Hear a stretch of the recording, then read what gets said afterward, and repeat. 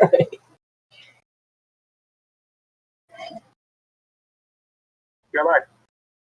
right. Hello, everybody. Hello. I am, and here today, now, I suppose, is Super Lumi Live. Today we have the 100% category for you, which I don't think has been shown in a marathon. Correct me if I'm wrong on that. It was shown at the last Completeathon several months ago.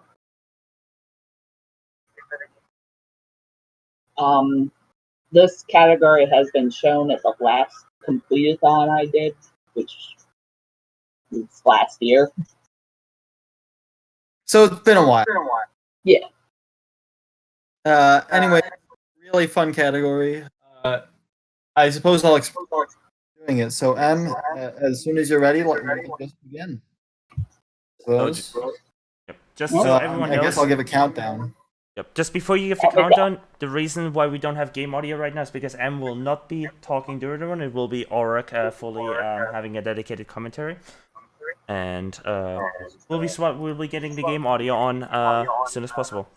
And yeah, Em has some Discord echo, but that will not be an issue during the run. With that being said, feel free to count down. We're ready. Okay, so Em, as soon as you're ready. Yep. Let's go in 3, 2, 1, begin. Welcome to Super Lumi Live. This is an incredibly fast-paced 2D platformer. As you have probably already noticed, I'm going to be using the double jump mechanic, where you can jump once while you're in the air. To help get across all of these levels, there are 60 levels in total. Each level has 3 gold pieces, gold collectibles, and most of them have 20 silver collectibles, although some have more. In the 100% category, there are 2 main requirements. The first one is you have to beat every single level in the run while collecting all of the collectibles in it. You don't have to get them all in one swoop. You can get them in multiple run-throughs. But you do have to get every single collectible and get to the end of the level. You can't skip some all the way. With silvers, it only counts the most that you get. So it never makes sense to skip silvers when you're going for them, when you're going for the completion on that. But it does sometimes make sense to skip a gold or 2 when you're going through a level twice. Why you'd go through a level twice, we'll get to that later. But at the moment, there's still one other thing that's not going to be very hard during the speed run. We should be able to get both of them at the same time almost every time. So now we're going to see the first portal exit of the run. Essentially what Em has done is she got that first, went into that portal, it turned into the negative world, and then collected a number of coins, as we coined the term. They're the green things that you collect in that level, and then you go into the exit portal that collecting those 5 coins creates, and you get sent to a flip level, such as the one that you just saw. A flip level, essentially, you can flip the gravity in, so that's the real main thing. Now, because we have not actually completed this level, even if we had gotten everything in it, we'd still have to go back to complete the level. So now that's what we're doing here. There's a couple of different times where we're going to have to do this in the run. I think there's 14 letter levels. I might be counting wrong, but I think there's 14 of them throughout the run. Now, thankfully, this run is not nearly as fast-paced as any other run of this game. besides maybe 200%, but we'll get into that later. So I actually have time to talk about what's happening in the level. Essentially, each level has its own theme, and the world overall also has this overarching theme. So this first level, or this first world, is essentially a kind of tutorial world. Basically, it just introduces all the basic mechanics. You can see everything that you need to do. You get to learn how to move the character, etc. It also introduces the basic enemies, the discs that you have to avoid, etc.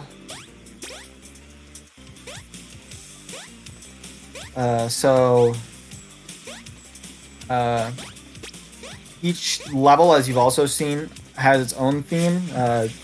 There's a lot of different variants about what those themes can be. So,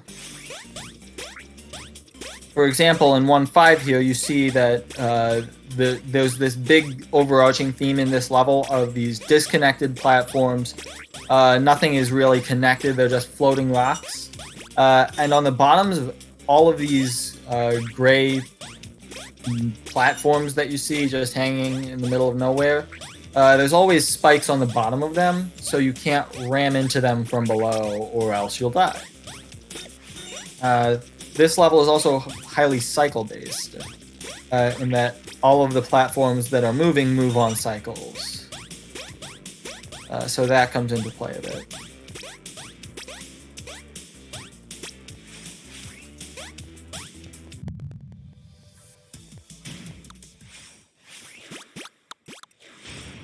And now we have one skull, or one boss. This is the first boss level of the game.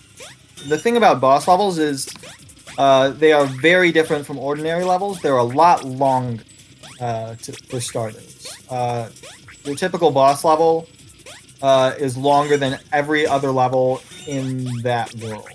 So even though this isn't all that long of a level, all things considered, it is far longer than any of the other levels in the first world. It also, generally, the boss levels will kind of go through all of the themes of the previous worlds. So you'll see it's kind of like a comprehensive exam, if you know from school, where it just goes over everything you've seen in that world, oftentimes in the previous multiple worlds.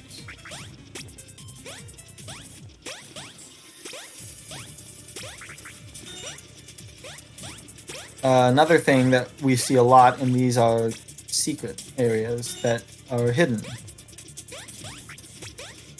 So, as you can see, that the third thing that really differentiates these boss levels is the number of silvers in the boss levels. As I said earlier, there are 20 silvers in most levels.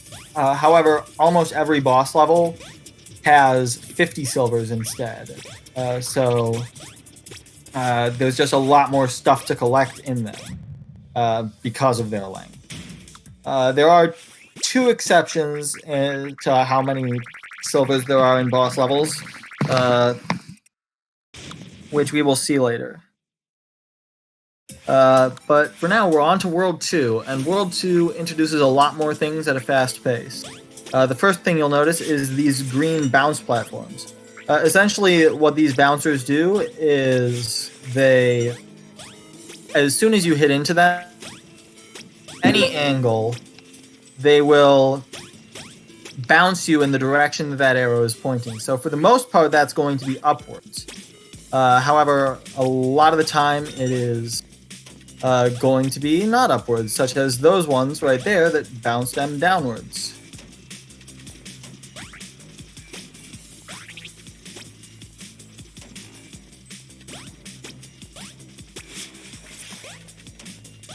And now we're on to 2-2, I believe is next. No, 2-3, because I can't count. Anyways, in this level, we're going to start by getting this portal exit. Again, we don't really need to collect anything when we're getting the portal exit. We just have to get the portal and get into the next world, and then we can come back to this level so we can collect everything again. Now this is a very interesting portal level, in that the whole thing is kind of vertical, and it flips directions a good amount. It also showcases just how you can bounce into these green arrows from just about any direction. So you can bounce into them when they're pointing up, pointing sideways, pointing down. It's impossible for them to be pointing in any other direction, so I guess that just about covers it. The last part of this level is really tricky. All of these discs move on cycles, and you have to flip on the gravity flippers at least once, and always an odd number of times. So 1, 3, 5. We all know how odd numbers work, hopefully. Because you do need to get this gold right here, and you can only get that if you've flipped an odd number of times. It's a lot easier to go through it flipping no times at all, but to get everything, you do have to flip at least once. So that's what we do. Now we're in 2-7. This is a level that is very much based around these spinning platforms and these spinning discs. So you can see each platform spins, or most of them spin around those central axles. And so knowing where they're going to be, timing your momentum with them. Something we haven't really mentioned yet is momentum in this game, and that's a big factor. But figuring out your momentum from those is a quite difficult thing sometimes. The way momentum in this game works is that when you are moving in the same direction that a platform is moving, if you jump, then your airspeed is the same as your ground speed plus the platform's airspeed. So the thing that happens then is when you land again, that airspeed becomes your new ground speed, and you're affected by friction again, of course, but and you slow down, but you can get to pretty insane speeds using those speed boosts. Contrary-wise, if you're moving in the opposite direction of a platform, it'll slow you down. So going through those in the wrong direction is often disastrous if you're not prepared for it, because it'll make a jump a lot tighter than it otherwise would need to be. Hidden secrets at the end of the level. Invisible blocks. And we're on to 2-4. 2-4 is a level that is normally quite auto-scroller-esque. And here, even still, we do have to wait a good amount. But we do get to skip almost every part of the first section of the level that scrolls. Unfortunately, in 100%, we do have to go backwards through the entire level, over the top, because there's a secret here. There is a gold that you have to go all the way back there to get. Thankfully, it doesn't spit you out at the beginning of the level, it spits you out right back in the middle.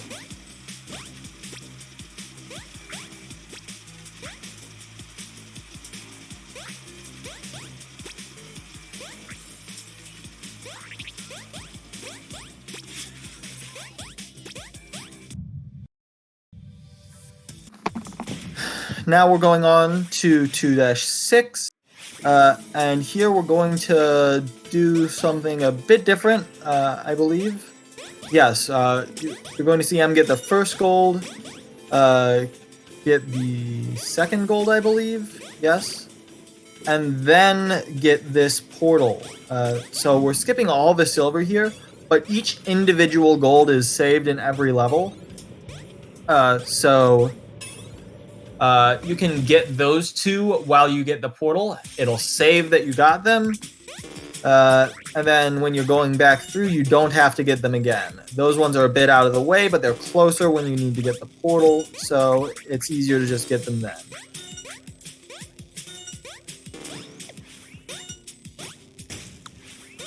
Now this, that right there is an incredibly difficult gold to get, and getting that spike jump on the third try to save that is very big.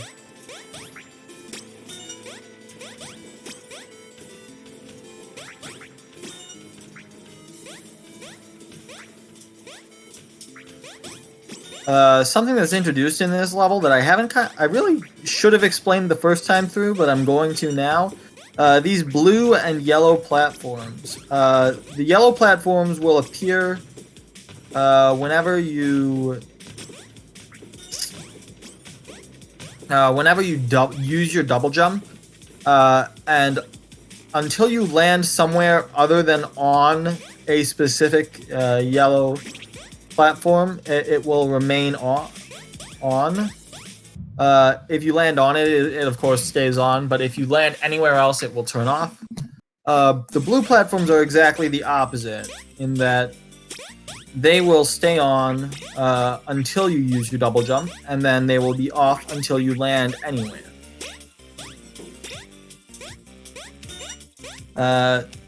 And we're going to be introducing yet another new type of platform in this level.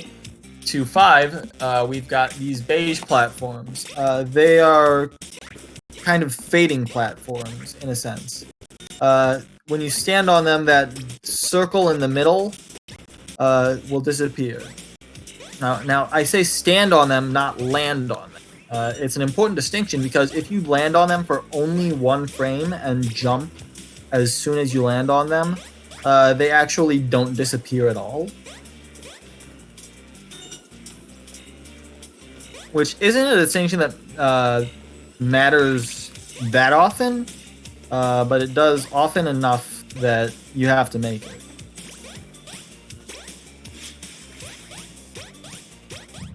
Now you can use, they're used in a variety of ways throughout these levels. Most often they disappear and it makes it harder to either backtrack, or it makes it so if you make a wrong jump, it's harder to find a safe place to stand, because the ground's disappeared from behind you, or it gets used as a timer, in a sense.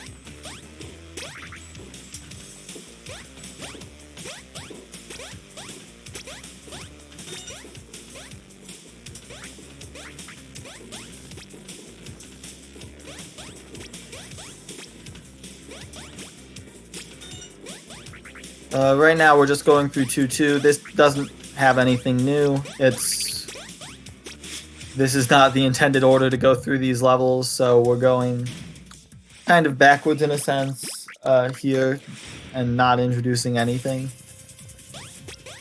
But now we're in 2 boss, and this is our first real true auto-scroller of the run. In a sense, the sides of the screen scroll. That's just how it works. The interesting thing about auto-scrollers in this game, of all types, be they true auto-scrollers, pseudo-auto-scrollers, moving platforms, etc., almost all of them can be either sped up or partially skipped. In that first section, you saw M go into a side hidden door. That skips the second half of that first section of auto-scrolling. Another thing you might have noticed is that the screen seemed to scroll a bit faster when M was on the right side of it. That's not your imagination. Whenever the auto-scrolling is on the... when you are on the same side that the screen is scrolling towards, so in that section it would be the right side. In this section it is the top of the screen. Whenever you're there, it actually scrolls faster to keep you on screen. Except for this last part of the level where it doesn't, and I don't understand.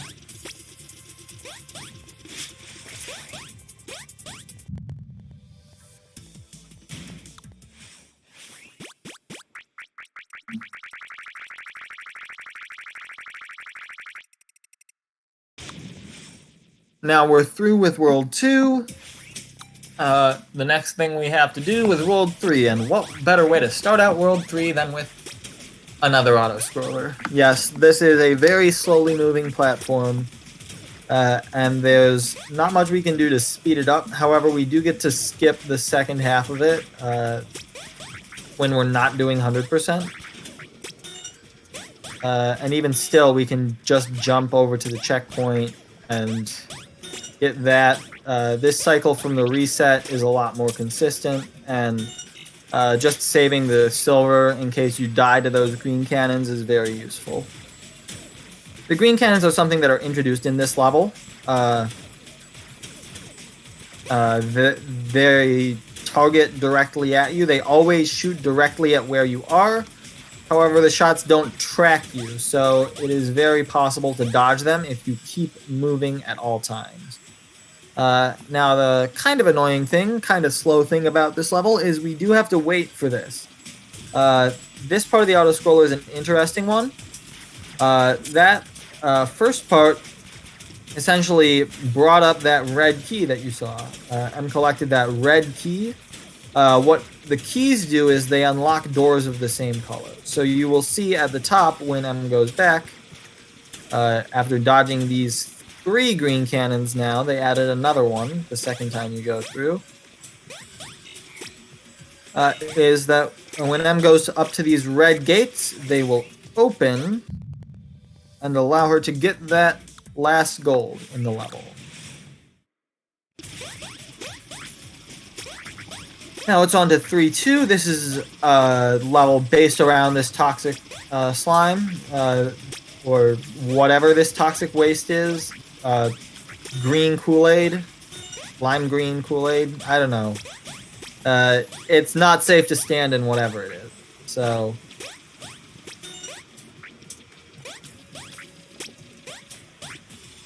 it's based around keeping out of that based on the cycles of the gray platforms moving up and down.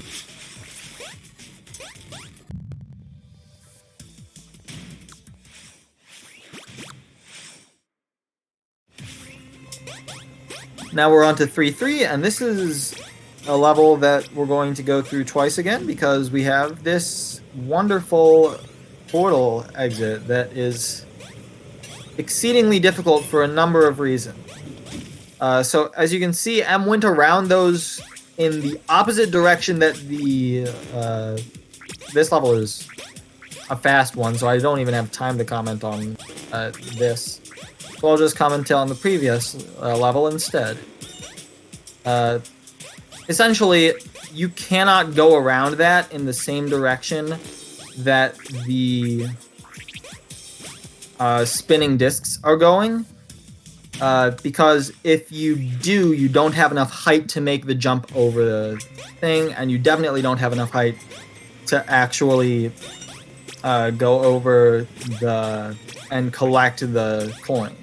So makes it an already difficult section much more difficult.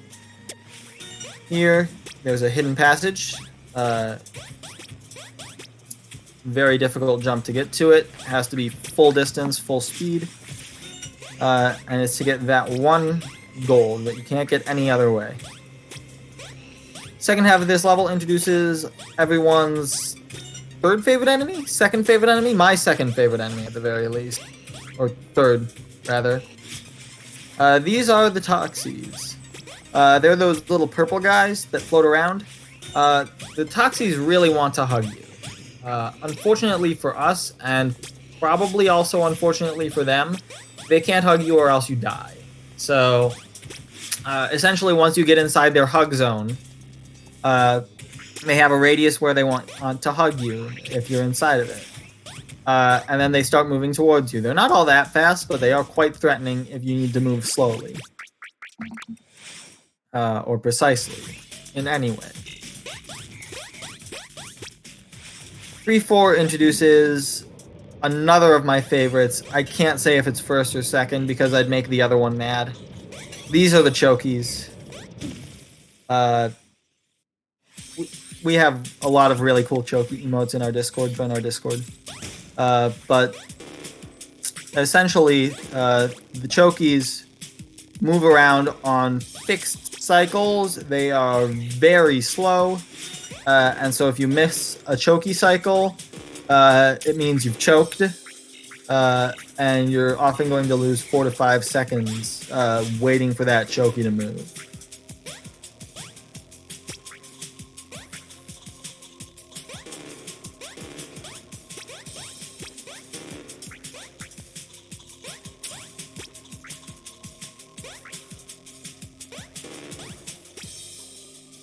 This entire level, this flip level, is based around just dodging them in various ways.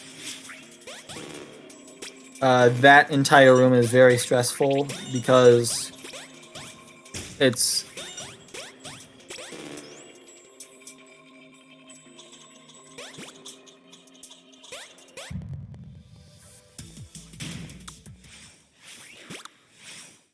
We're back 3-4 for some more choky action. Gotta love the chokies.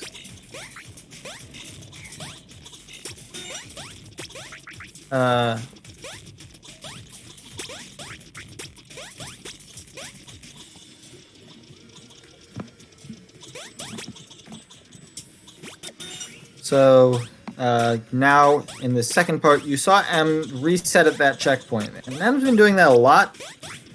And a lot of you may not know why, so I suppose I should have explained this back in World 1 when it started. When you restart from a checkpoint, all of the cycles in a room reset. This is incredibly useful in the speedrun for a variety of reasons. First of all, a lot of the times it lets us take a faster cycle than we would otherwise be able to, and that's really nice. Other times we can't make a faster cycle, and that's unfortunate. However, if we can't make a faster cycle, a lot of the times we can at least make a more consistent cycle that's about the same speed, and that's often twice as good, because if you can make a cycle consistently, it doesn't matter how quickly you're going in a run if you die 4 times.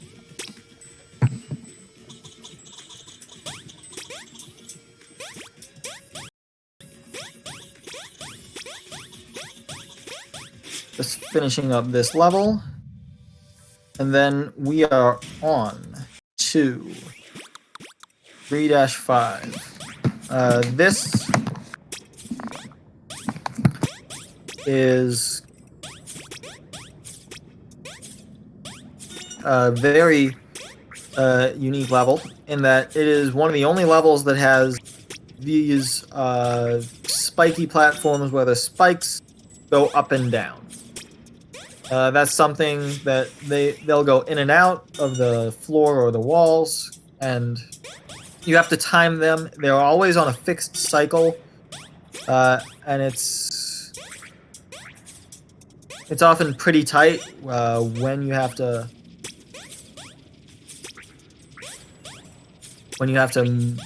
get them. When you have to jump off the platform, because they are very unforgiving, unlike most other directions that spikes are. When they're coming out of the floor at you, they can kill you before you even see them, before they even go in from the bottom of the floor. 3-6 is a level that you're going to see a couple times, because the portal exit in this level is at the very end of the level. So I'm just going to get that couple of gold out of the way, because it's faster to get them here than when you need to also get all of the silver. Those last couple jumps are actually incredibly tight. And now it's on to 3C. 3C is one of the fastest paced levels in the game. Definitely the fastest level in this run.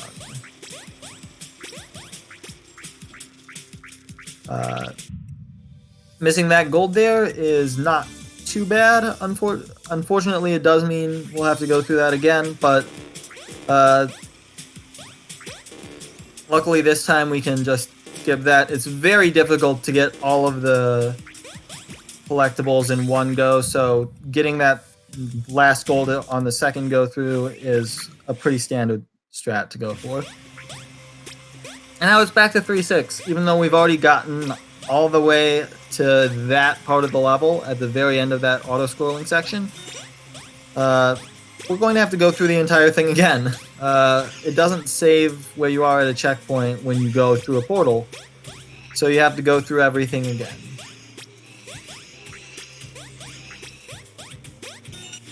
Dancing with those Toxies is incredibly dangerous.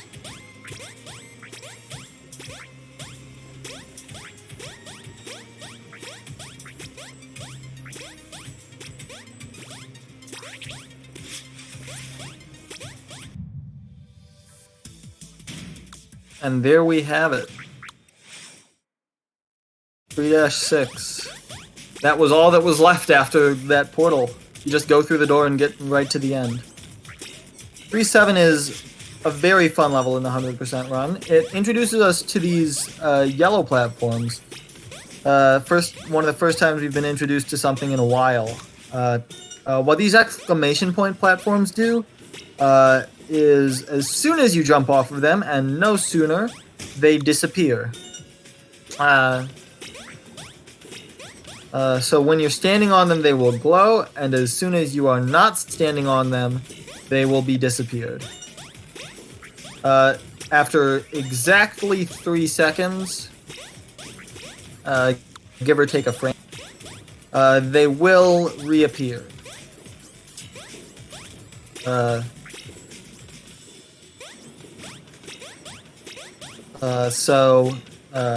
Essentially, they're very similar to the to the beige platforms that we saw earlier. The main difference being that you have as long as you want to stand on them, but as soon as you are off, you are off.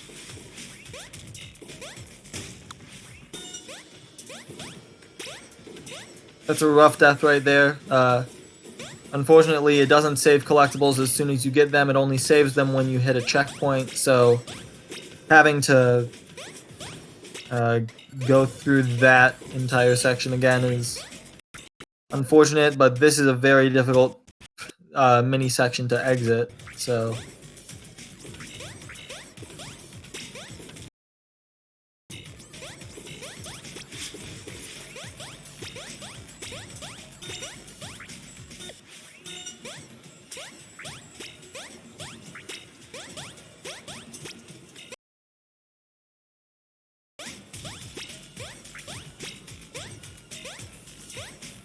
Now we're on to the final couple screens of the level. Just these last few silvers to get that one, and we are out of there. Last screen of the level, it's just a straight up climb to this portal, and we are done. Now we have the World 3 boss.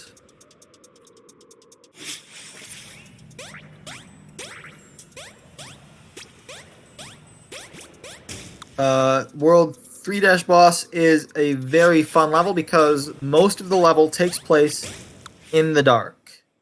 As you can see, there's only a small window around you where you can see the rest of the level, so it makes it very important to memorize where things are, what most of the level looks like, what's coming up ahead.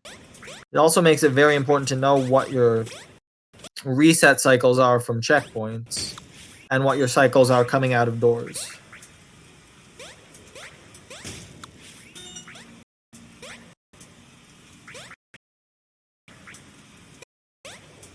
The gold is, for the most part, the first two are in hidden side areas, the second one more so.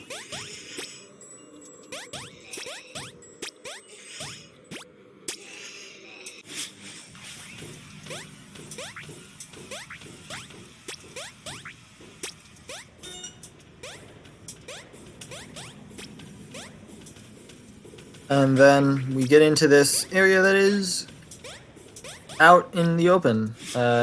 It's a very small section, but it does have some still hidden collectibles right behind that area with the cannon. And now it's back into the dark. This last part of the level is technically an auto-scroller. There's a boss chasing you, or kind of a mini-boss. It's a big white wall that you only see for 2 frames at the very beginning of that run in a speed run, because you just hold run and right. And you never see it again.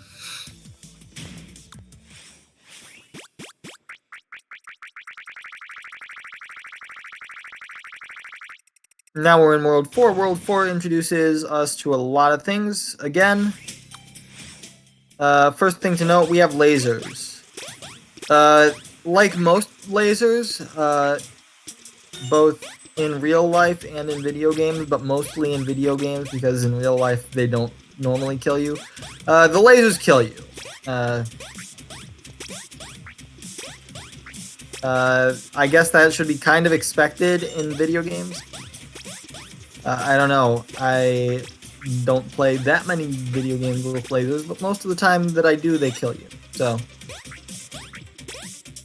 little hidden off-screen gold. Another little off-screen section above that, just to be a bit cheeky, with another gold.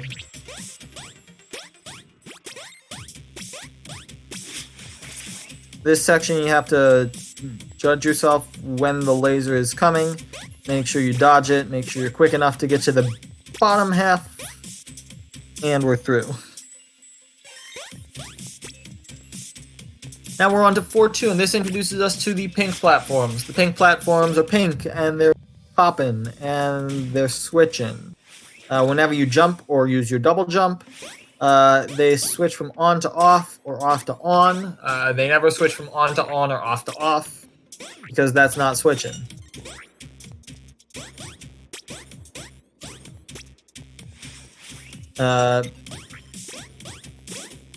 Essentially, if you know the on and off switches from any Mario game, they're exactly like that. Except instead of spinning, it's jumping.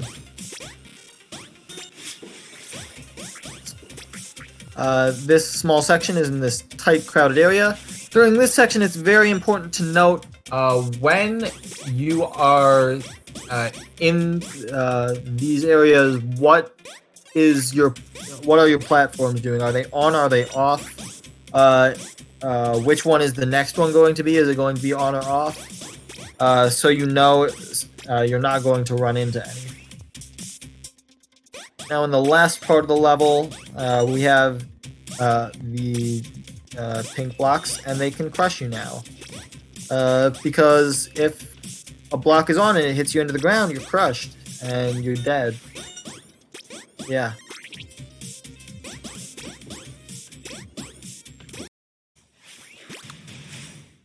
The last section of that level always trips me up because I always forget to jump once before doing the double jump over to the end.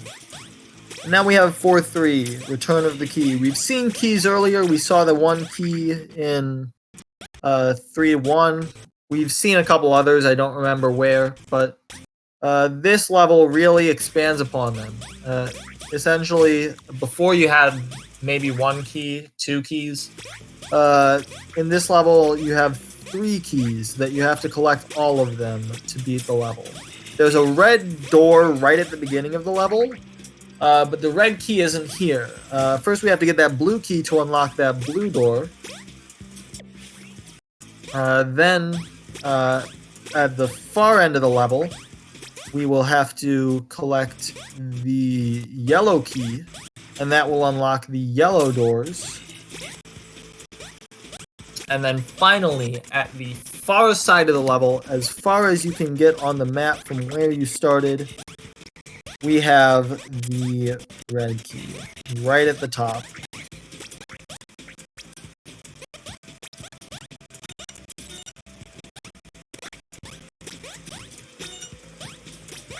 And of course, keys, like collectibles, are not saved unless you've had a checkpoint. So you can't just get it and then die to go back to the last checkpoint, even if you didn't have other collectibles to collect.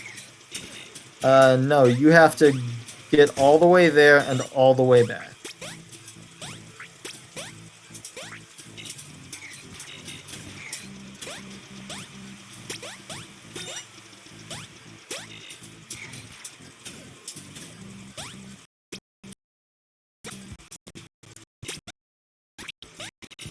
Last 2 collectibles in the level.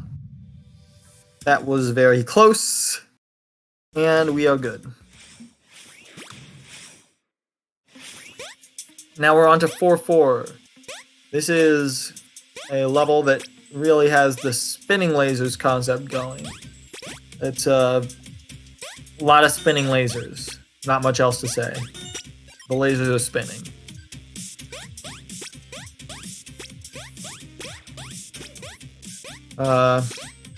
Yeah.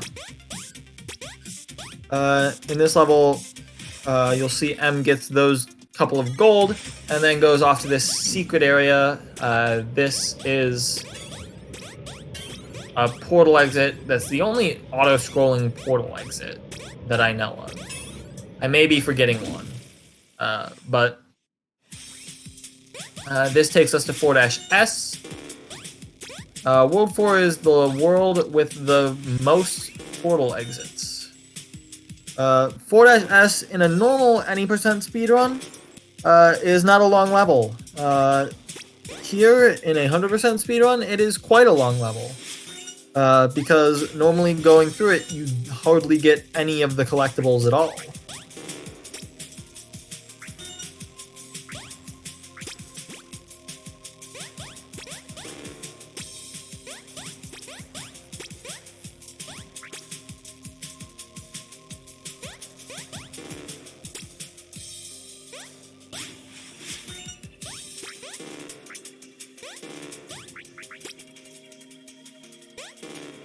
Now, after the third pass through this section, we are done.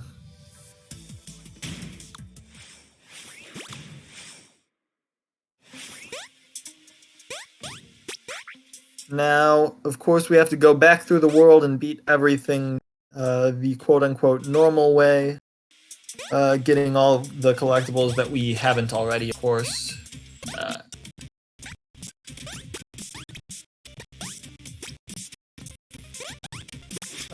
In 4-4.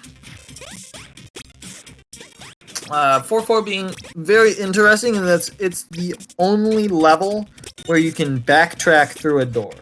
And the reason is, otherwise it would be impossible to get 100% of the silver.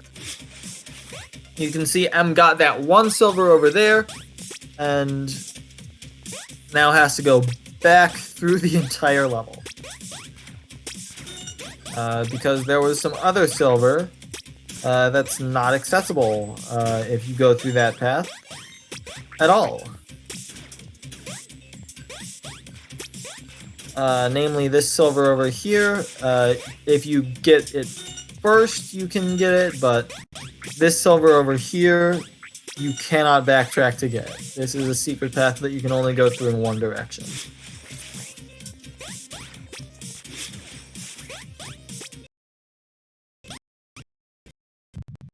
And then it spits you out right there at the end of that room, and you're done.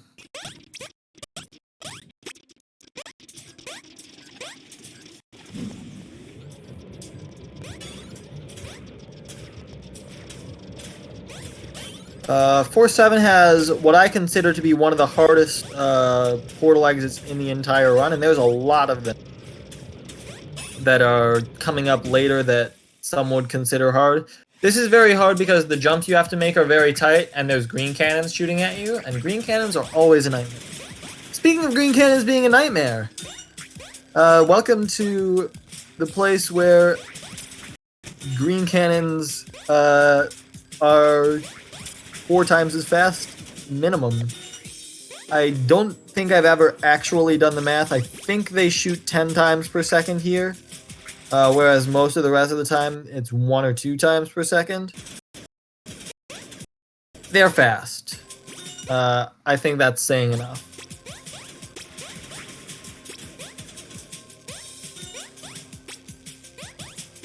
The rate at which they shoot means essentially you have to constantly be moving and backtrack very much. Otherwise, you will die. Just straight up to the green cannons. Not very fun experience. But now we're back to 4-7. There's only one green cannon in this area, and one at the end when you're not in the portal, but portals add things, and that will be something that comes back. Make notes, this will be on the test. Actually, this entire world will be on the test. Also, all of the previous 3 worlds will be on the test. Basically, everything's on the test. And just be careful.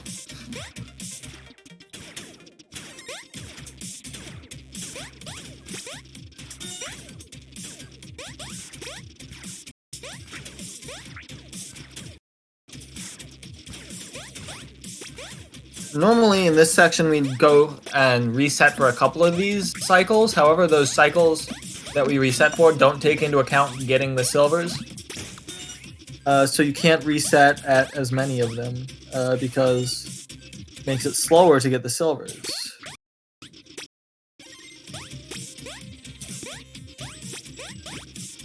And even the gold.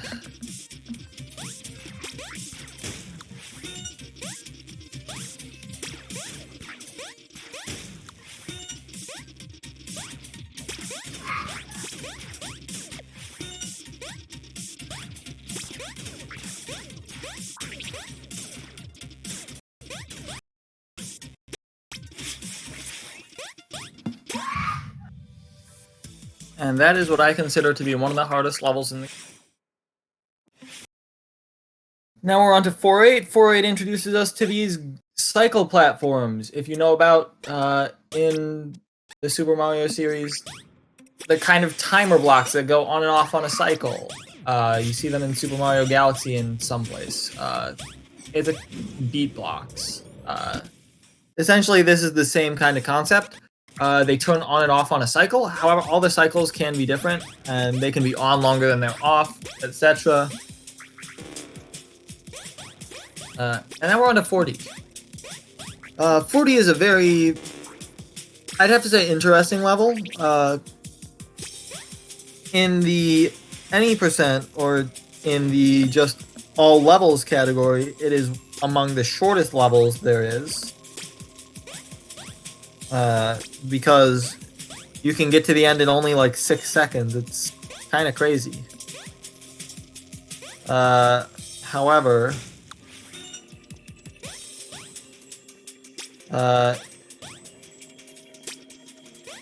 in this 100% category, it is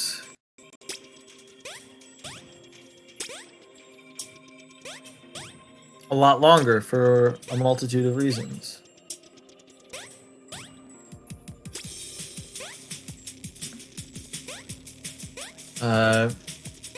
Namely, you have to get all of the things that are actually in the level.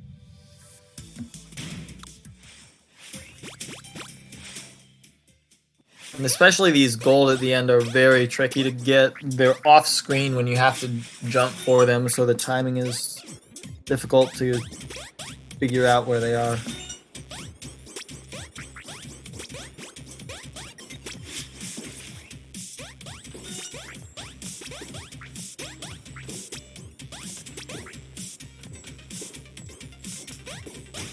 Back in 4.8, now we're going to see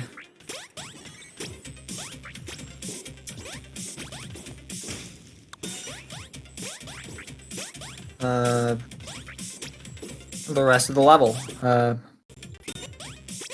And I get to finish explaining what these platforms are. So as you can see, when they appear, they are green, then they slowly turn red, and then after that, they disappear. Yeah.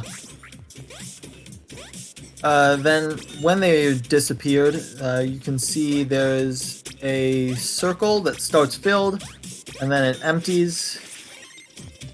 When it is completely empty, the platform reappears. That circle is kind of just like a timer indicator.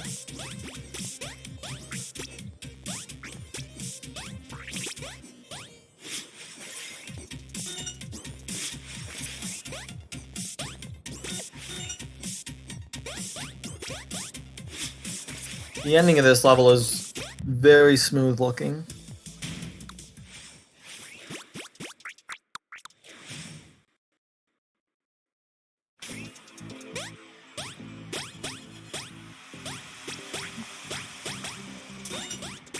Now we're going on to the rest of the level that rest of the levels that we haven't even looked at yet. We're going to start with 4-5. All of these levels will have a portal exit actually, so we will go to that first, after which we will be doing the non-portal exit. This first one in 4-5 is an exceedingly difficult portal exit, very difficult to get around those discs, very difficult to stay in those while doing so, difficult to get there in enough time as well. And it leads us to 4-A, which is not nearly as hard in any way, even to get everything in, as long as you know the correct orientation that you need.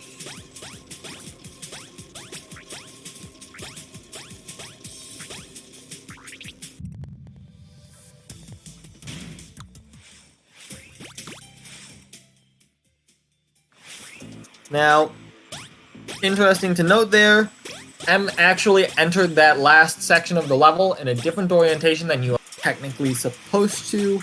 It makes it so that you don't have to flip an extra 3 times in that section, and it saves a good 20 seconds almost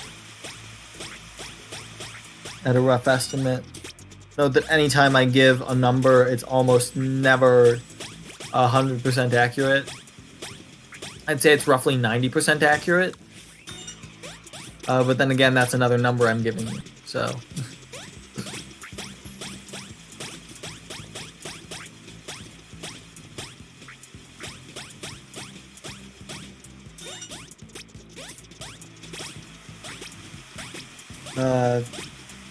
This level, I kind of didn't get the time to introduce it or talk about it earlier, but it introduces these yellow fields. The yellow fields are essentially what I like to call jump fields. You can jump as many times as you want in a jump field. And it keeps on giving you your double jump back. So as long as you jump while you are in the jump field, you retain your double jump. If you exit a jump field, you will also have your double jump upon exiting it. Be able to use it. And now we're moving on to 4-6. 4-6 introduces these. The level calls them levity fields. We like to call them gravity fields. This is the low gravity fields are blue. Basically, they make the gravity lower, lets you jump higher, fall slower, and be in the air longer. And we will see a lot of them and different ways that they are used in 4B. That's unfortunate. Unfortunately, the thing about this floating is it makes it oftentimes much more difficult to time a jump, in a sense.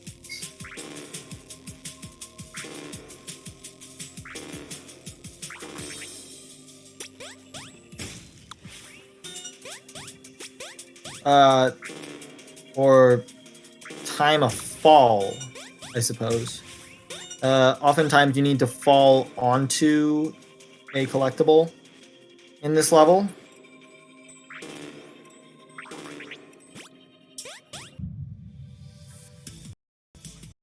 Now right here, M does a spike jump there to just get a bit of extra height. That helps with the very end of the level. Also lets you keep your double jump right there in case you missed the gold.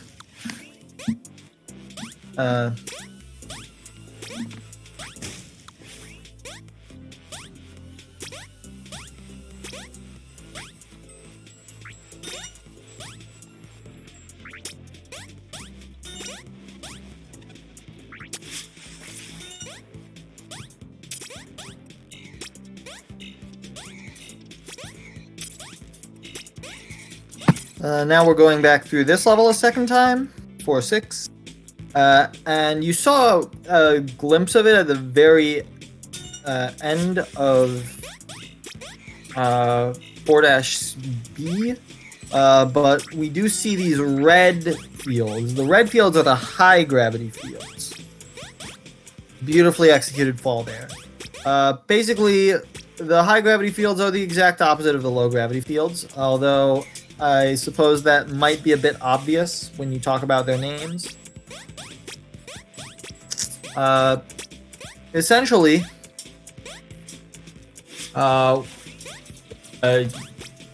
it's exactly the opposite of what I told you for the blue fields. They make you jump lower, fall faster, and have less time in the air. Very well hidden secret right there to get that gold.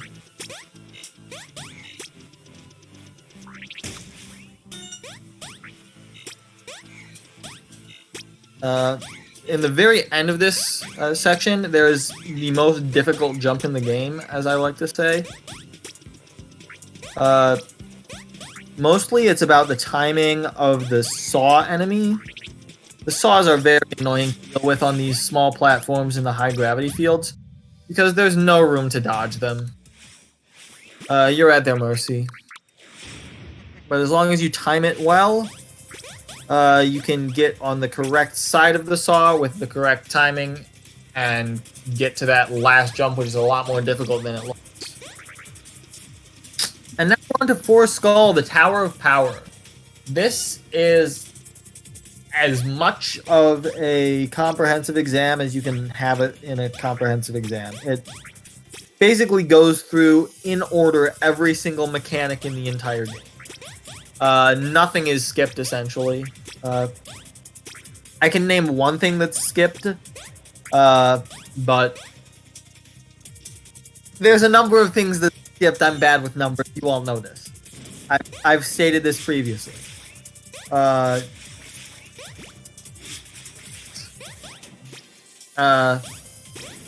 Basically, you'll see what looks like everything, but it won't be everything. Anyways, it just keeps getting harder. We also get some new stuff. These bombs. You haven't seen these bombs before. We haven't seen these bombs before. But they exist, and if they explode near you, they'll kill you. Also, this enemy, the bouncing laser dude. I don't know. It's a weird green cannon. Bouncy green cannon. That's nowhere else in the level, but it's here.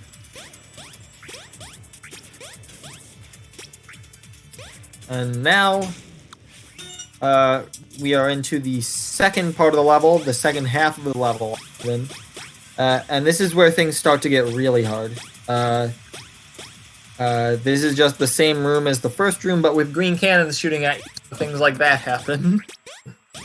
Another interesting thing to note about this level is that pretty much every section has the same general schema, just in a different direction, and with slightly different enemies.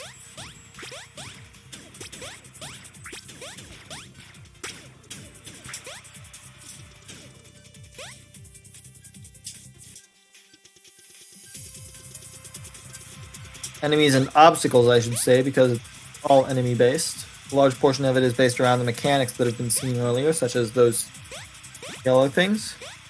Now here we get to see everyone's favorite part of the run, the pixel. You stand on that door for... You can stand on that door, actually. The door that closes when you leave that room. It actually extends less than a pixel from the wall. We call it the pixel because you can stand on what appears like nothing. There's a tiny bit of pixel just sticking out from the wall. Now we're into the dark section of this level. Very tight, you can only see a small portion of what's around you. And there's these discs that are just flying at you from all directions at all sorts of times. Very difficult to time anything in this section. Least of all, getting through it.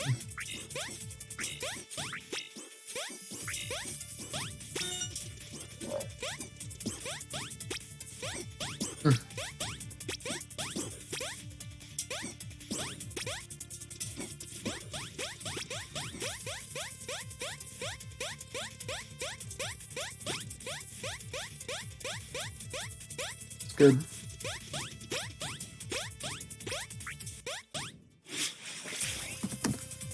So I was notified I fell behind a bit. So we're back now. It's the end of the level. Didn't get to commentate on the 2 hardest rooms in the game, but you know, sometimes that happens.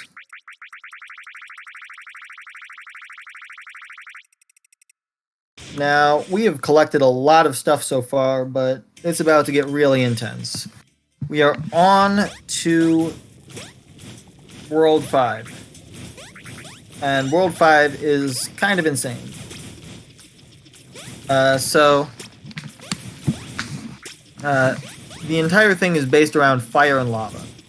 You see those lava or orange Kool-Aid or whatever you want to call it. Don't fall into it, you'll die. Same way as the green Kool-Aid or the toxic waste earlier. There's hidden secrets here, just like in every other level. But essentially, yeah, the world's caught on fire in this world.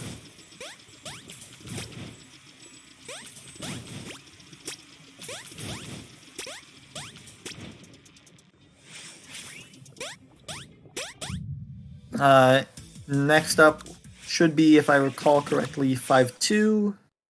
Yes, it's my favorite level, Hot Drop and Scroll. Unfortunately, we will be seeing the scroll part of this level this time around. I say unfortunately because it's slower to go through the scroll than to skip it, but unfortunately there are collectibles during the auto-scroll section that are just impossible to get if you're not actually scrolling with the platform. So you see I'm waiting on that other platform right there. That's to raise that other platform so that it is high enough to collect that last silver. Something to note about these falling platforms: if you stand somewhere other than on them, then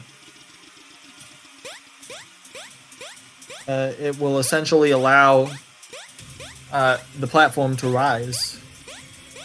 Now you see Emm0ji jumping a lot there. That's just to make sure that those saws are kind of near each other. You don't want them to be far apart from each other, because if they are, then they will just wreck you in various ways. It's faster often to have them near each other, so you only have to jump over them once, and you can get right back on them on the platform.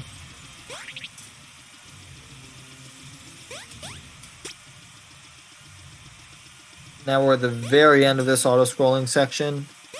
Just a short bit before we get to the door, and we're in there.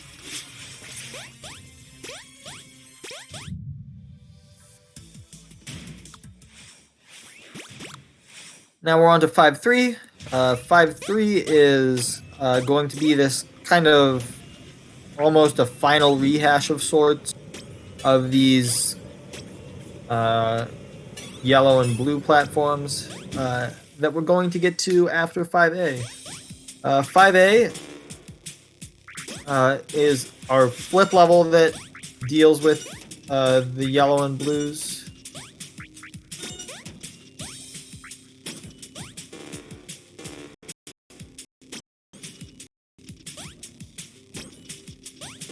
It's often difficult to time getting them in that section where they're rotating like that.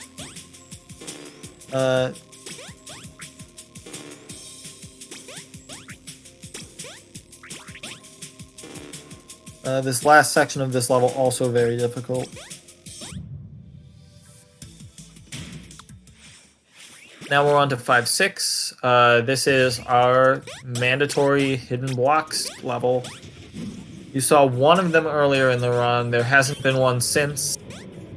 That was in way back in World 2-3, I think it was.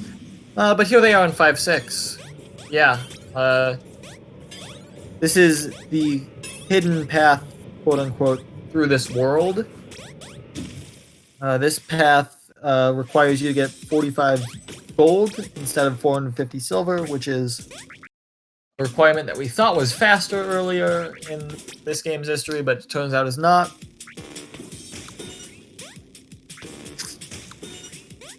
But essentially,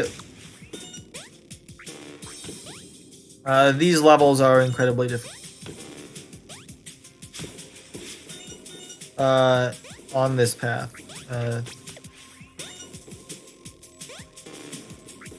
Both 5.6 and 5B. 5B being the most difficult flip level in this portion of the game.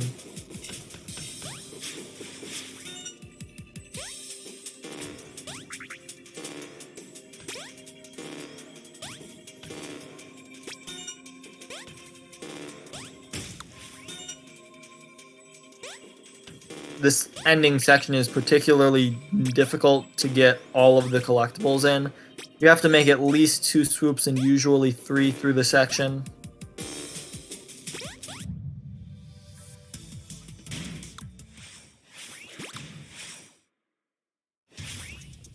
And now we're back to 5.6.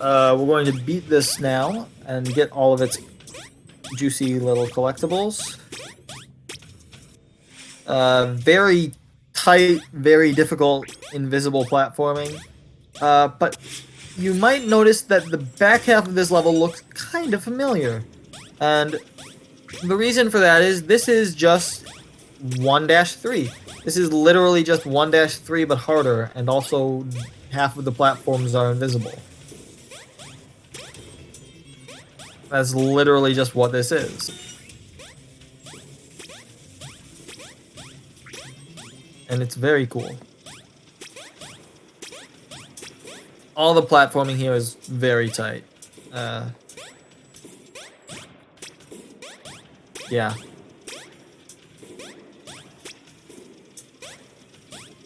The disc patterns are unforgiving, to say the least. And of course, all the platforms are invisible, so... how, you may ask, do you find the invisible platforms when you're not on a cycle that you know? Well, quite simply put, they reflect the light, so if there is any kind of a light source near them, be that a wall, be that a disc, be that a fire, it will reflect that light, and you will, or refract it, or something. Yeah. And so you can see where you can stand. Unfortunately, that's often not very much room to stand, as with that last platform there. Very thin, moving very quickly. Very difficult, to say the least.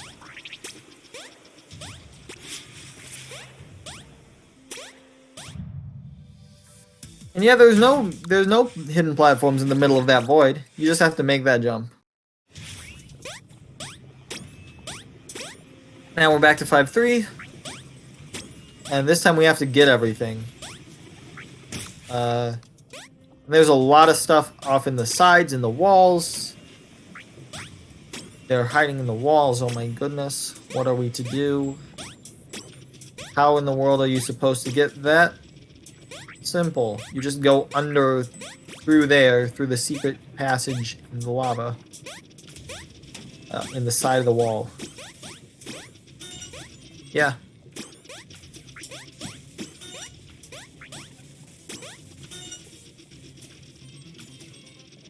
Don't forget that last silver on the left side, and you're on to now the last part of the level. After we get those silvers, and then this gold hidden right under there. And this is among the most difficult gold in the game to get.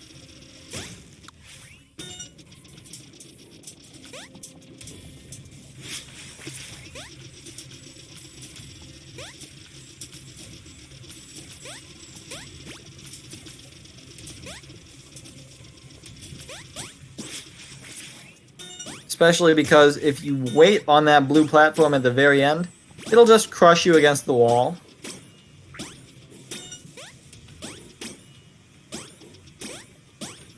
Get that gold, get that checkpoint. Go back.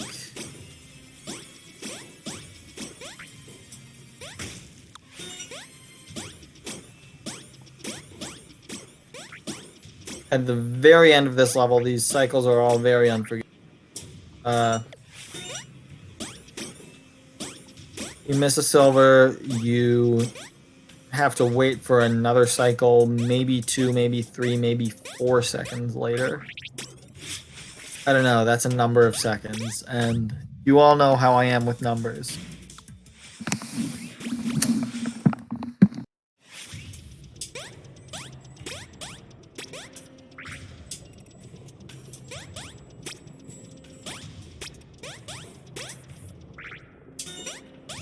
5-4 is a really interesting level. It houses all of these silver arranged perfectly vertically in the center of these columns, which is a lot more to get than most people would think, because it's very hard to have zero horizontal momentum going down there. However, there is one easy way, and that is at the top of every section that you have to fall down vertically. There's actually a small overhang from the wall that you can just run straight into and collect all of the gold. Or the silver. Yeah. Now we're on to 5-5. This is the only real free-form level, I would call it, in the run. And you can see why I'm saying that, because they're not squares anymore. The walls aren't squares and rectangles. What's going on here is it's just lava. The hitboxes of that are not squares and rectangles. They're exactly what they look like.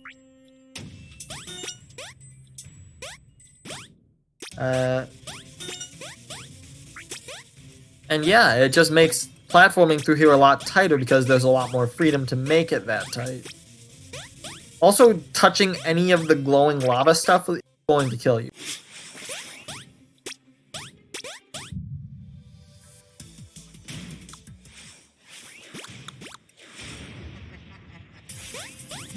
And now we're on to 5-Skull. This is the boss level of the final world in the main game.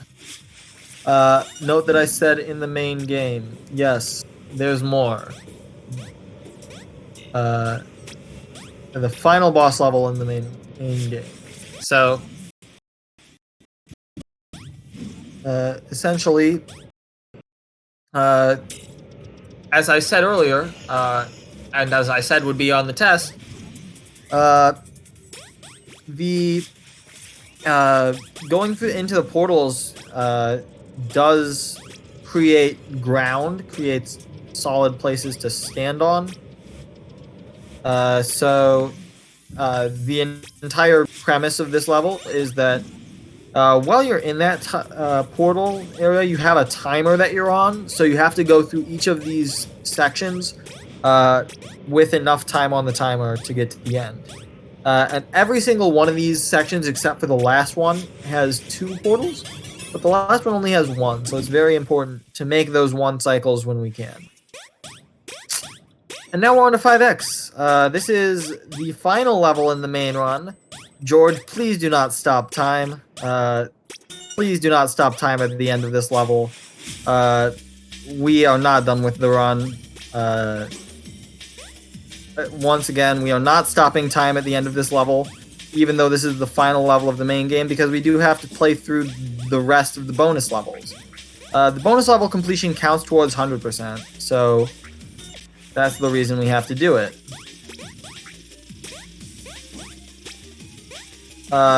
Something that's interesting in this category that is unique is that we actually have to get the collectibles in this level.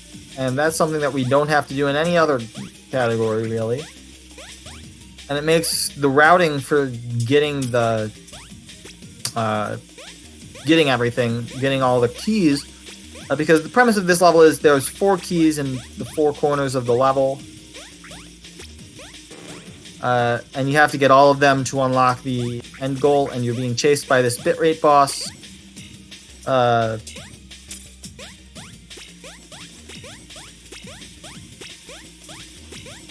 And if the bitrate boss touches you, guess what happens? The answer for 1,000 points is you die.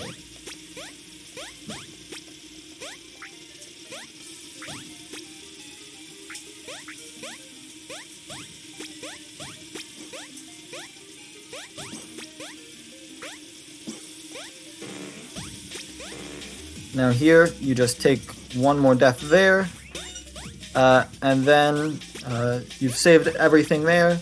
You get to reset the boss, which is very important, and now you get to go on to the final key.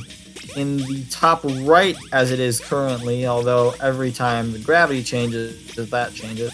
This is the only key that you can only get from one direction. Every other key you can get from at least 2, some 3, I think there's one that you can get from 4 directions. You can't get any of them from 5 directions, though. Spoiler alert, there's only 4 directions that you can flip 90 degrees. And that's not time, that's just the end of the main few levels. After this, we do have a couple of other things to do after we skip the credits, of course. So, yeah. Thankfully, the dev has allowed us to actually just skip the credits after this thing fades to black and the logo appears. So it's still a while, but yeah.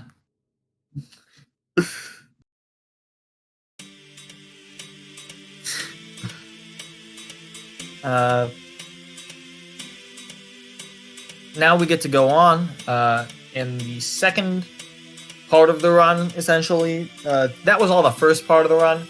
The second part of the run is where it gets really...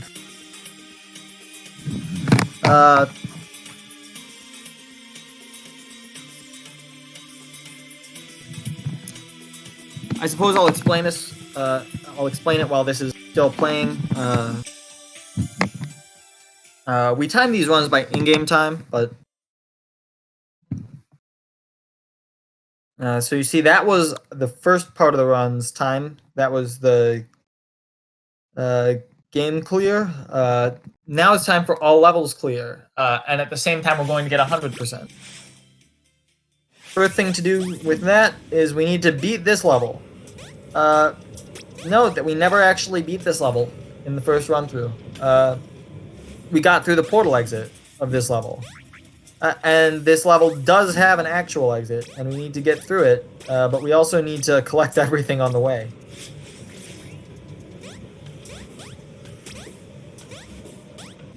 So, Em is going with the true swag strats,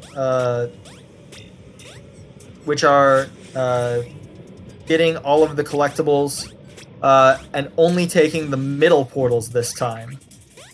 This is the true swag strats, as I said.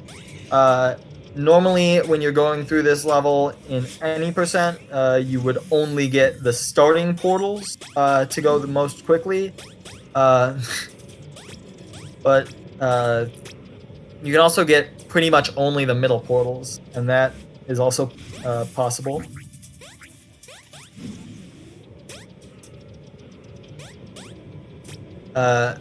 You do have to wait at those middle portals, though, when you have to wait for them, because there are those silvers that you have to collect.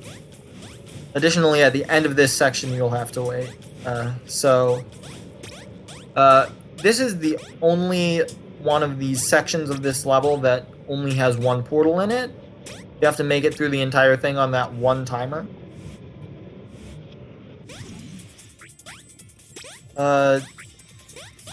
Does mean you're stuck waiting at the end there. Now you can see there's a check mark, which is because we've completed the game, and we're through with that.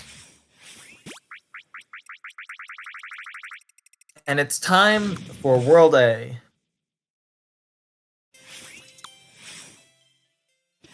World A is the special world, and the levels in this world are definitely something special. We'll put it at that.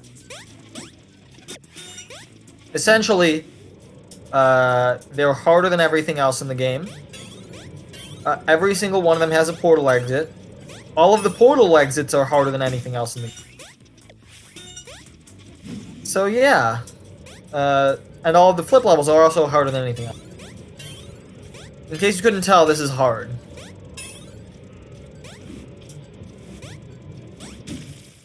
Now we're on to A-A. The theme of this level is spikes. Yeah. There's just spikes everywhere. Have fun! Yeah.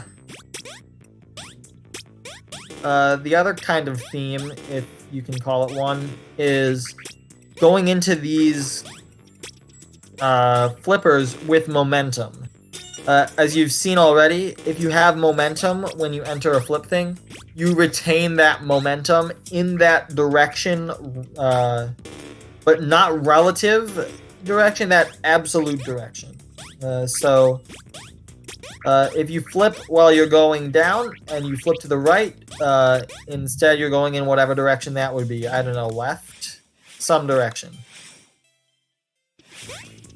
Anyways, that was A. Now we're on to A1 again, because we didn't finish the level, we didn't get all the collectibles, we still need to do that. So, this right here is the hardest gold to get in the game. You have to go at it with full momentum and do a jump off the end of that platform. If you have less than full momentum, doesn't work. If you jump off the start of that platform, doesn't work. If you jump too high, go into the spike. Jump too low, go into the spikes. It has to be pretty much a perfect jump. And even then, you can just get screwed over by the cycle that the spike is on. That goes underneath the platform that you need to land on.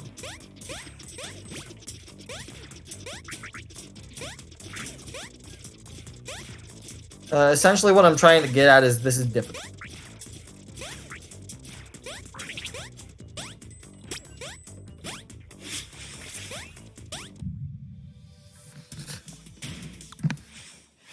Now, next, it's time for A2. This level is, again, going to have a portal exit.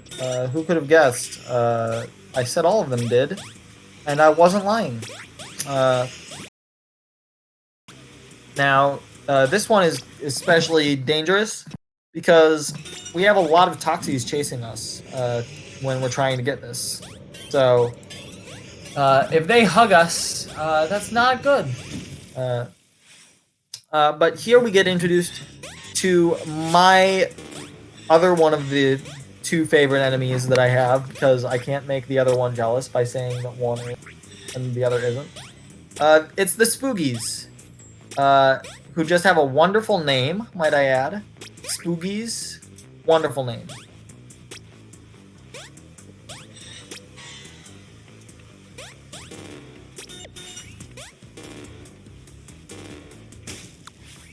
Essentially, the Spoogies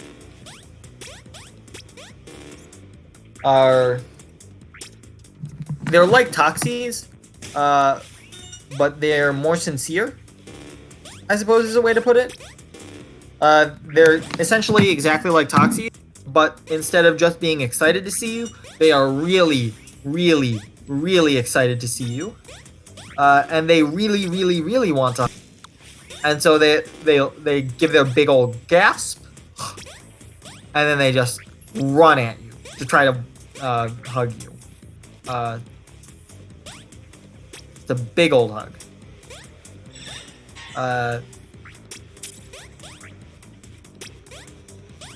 And they also kill you, unfortunately.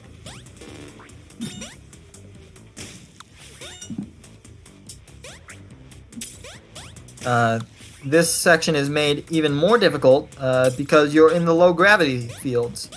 And in the low gravity fields, you don't have very much room to dodge to dodge vertically.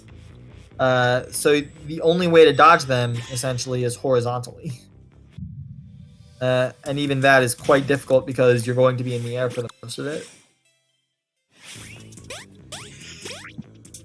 Back to A2, this is the most difficult level we will see in terms of Toxies. Toxies are just really difficult to deal with in tight spaces, as we will see quite a bit of in the second half of this level that we haven't already seen.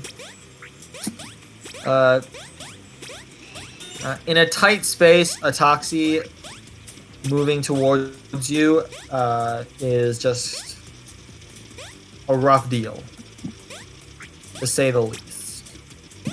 I wish I had a to say the least counter on me, because I've said that a lot. I would give an estimate to how many times I've said it, but that's a number. And I'm not that great with numbers.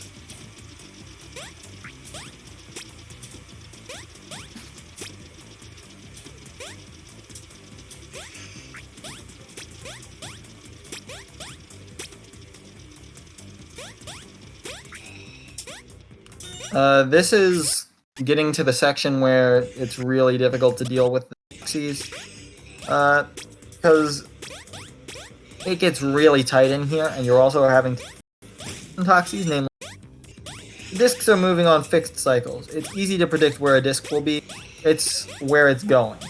The Toxies move differently depending on how you oftentimes you have to, at the very end of that, almost always you have to go in between a Toxie and a disc.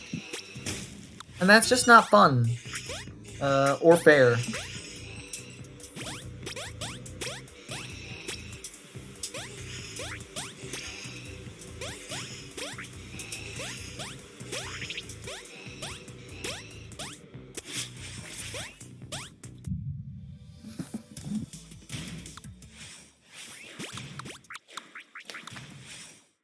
Now we're moving on to A3.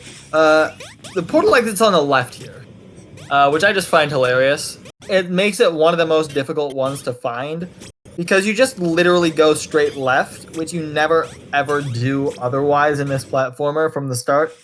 You're always either going up or going right, and it just has you go left. No reason whatsoever. Sends you to what is by far my favorite level in the game. AC. It's just a spiral inwards, and it's called in spiraling.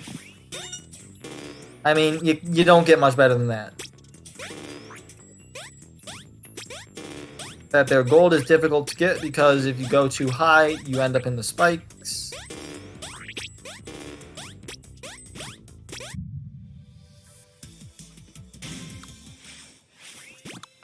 And we are done with A-C. Now back to A-3, and this time we're going right. It's very important.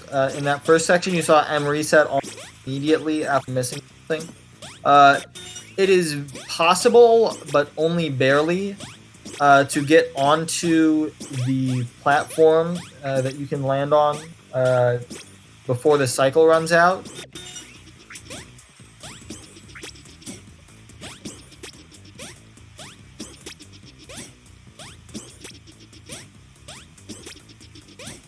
So if you miss that, it's faster to reset and see if you can make it again than to die. Because otherwise you die.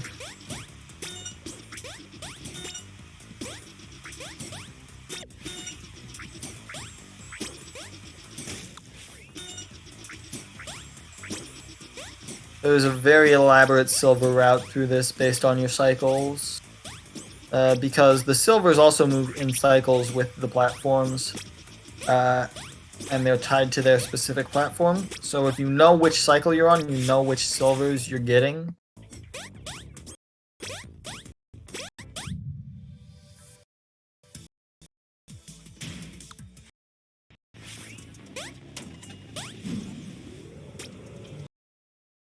And now we're on to the final level already. And we're going to piece immediately out. This is another one of the hardest portal exits in the run. Emma's just made collecting those 5 look a lot easier than it is. You have no room for error there. You have to get all 5 in 1, or you have to get them in 2. Otherwise, you don't have enough time.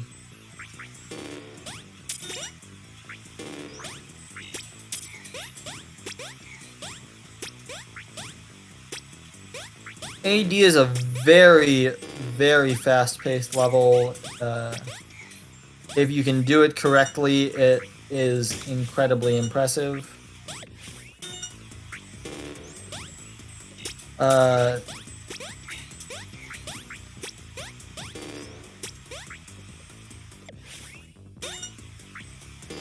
Essentially, all of the collectibles are laid out in a kind of a grid. There's some on the outside, some on the inside. And it's very difficult to get them all very quickly because the general nature of things is it's very hard to have 0 momentum any given direction. So if you have 0 horizontal velocity, you can technically get them falling straight down. Having 0 vertical velocity essentially means you're on the floor, so that's not going to work with these.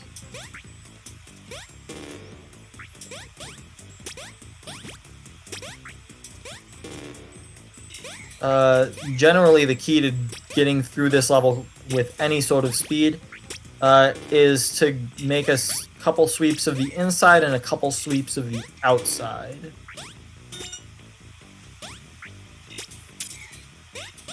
So you can see there in the route, you just go all the way around.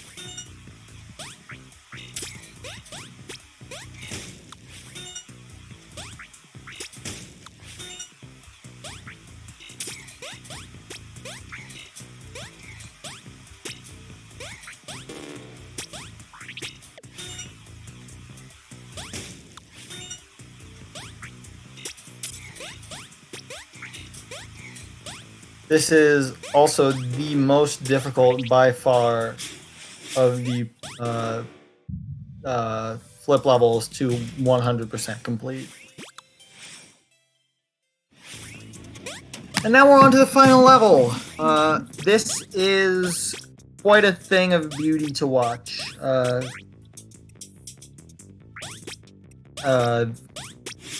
Now, the thing about this game is, it has 1,600 total silver collectibles. That's one number that I am 100% certain of. However, we've only got 1,300 so far. And we do need to 100% complete the game. So where are we going to get those last 300? Every single one of them is in this level. Yes. Almost a quarter of the entire game's silver. I mean, fair. 100% also isn't. But there are 1,600 silver in the game. We've got 1,300. There are 300 in this level alone. And that's a lot to be stuffed in one level. Especially when you're seeing them as sparsely as we are so far. We're 12 seconds and we've only seen 3. There's another 7 or 6 in this room. It takes until 30 seconds to get 9 of them. And they're very spread out over the first part. So where are they? We'll see them at the end. That's all I'm guaranteeing you. This room with these falling bombs, probably the most difficult room in the game to collect everything in.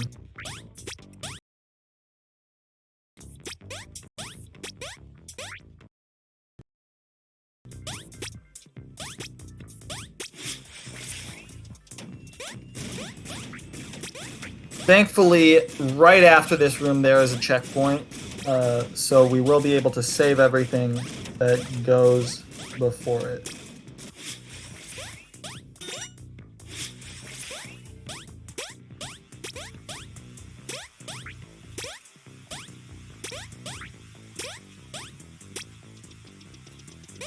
So now we're into the second part of the level. This is actually what I would consider the easiest part of the level, although easiest is certainly a way to put it. Least difficult is probably more accurate. Because, I mean, look at these jumps, look at these platforms. They're moving up and down, they're only as wide as you are. Also, this last section, those spikes are, yes, falling towards you, they are going down. This is on a timer, you are auto-scrolled. Now we have the worst green cannons in the game. That's all I can say. These green cannons, you have to dodge while you are baiting them. A general strategy when you're dealing with green cannons is you want to bait them to shoot somewhere while you are, and you also want to dodge them in a different way. So, with these green cannons, you cannot dodge them because they will shoot too quickly for you to also bait them. So you have to dodge and bait at the exact same time. It's very difficult. And of course, there's no checkpoint after the room. That was the last checkpoint in the run. And this is the last difficult room in the run. Get ready on time. Although it will be a while after this room is completed. That's the first time we go through the jump. You have to go through it twice. Now we've got all of the gold. We've got all the silver in all of these rooms. And it is very much possible to die on this jump. Em is doing a great job of not doing that, not dying on any of these jumps. None of these are trivial.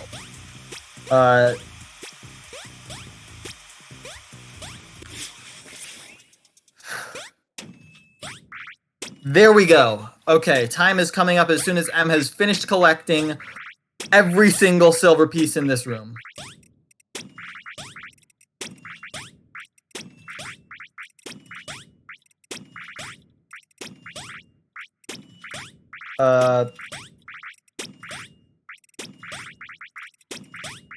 In case you're unable to read while the words are being erased in front of you while they're not even fully shown, what these silver are spelling out is, "You're incredible," 2 exclamation points, "Thank you." I don't remember if it's thanked or thank you. I think it's thank you. Yes, thank you. Another 2 exclamation points, and then the goal. So be ready on this.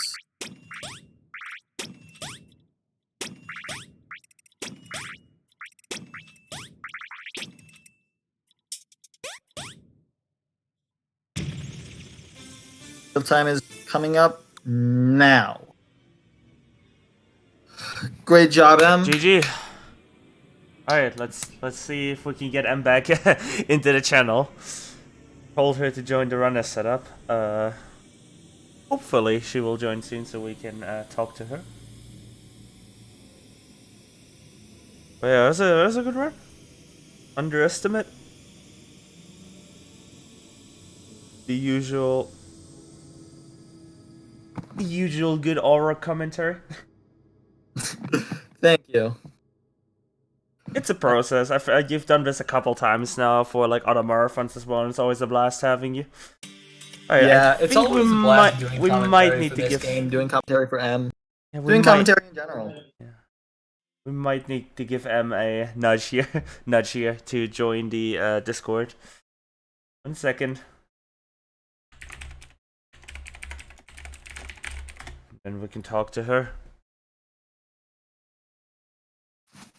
That final in-game time of Or join that. 1:35:56, very close. I think only 4 minutes off from the world record. Not even 4 minutes. 1:33:41 is my PB. So only about 2.5 minutes then. Less. Not bad. But yeah, Orok, as usual, I can just relay this to you. Orok, as usual, that absolutely commentary. It was perfect commentary as usual. But yeah, It's always a blast doing it. How do you feel about running around yourself now? What do you mean? How do you feel about your run yourself? Oh, this one? Yeah. I'd say overall it didn't make any sense. Like, I kept making these stupid errors that made no sense, but then on another run, another level, I'd like first try like some of the hardest levels in the game. It didn't make any sense. Like, you would think that I would be choking on the harder stuff more, but I I don't even know at this point. It's one of these runs where you mess up the easy stuff but then nail the hard stuff. So I'm really trying to say. Yeah, well, like A3 is pretty much one of the hardest levels in the run, and I made it through with minimal mistakes. And then like I messed up a bunch in World 1. Like, why? I mean, overall, it's a good run. Like, better than I thought it would be. Very good run. But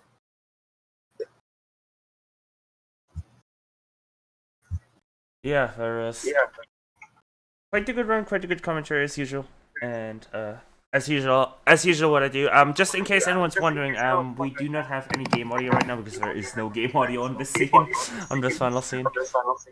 But yeah, thank you so much for running, and as usual, I'll let you two have the final words. thank you for having me.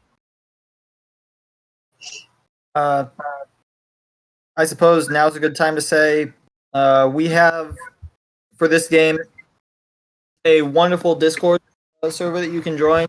Em can pull up a link, or I can pull up, or someone can pull up. I don't know.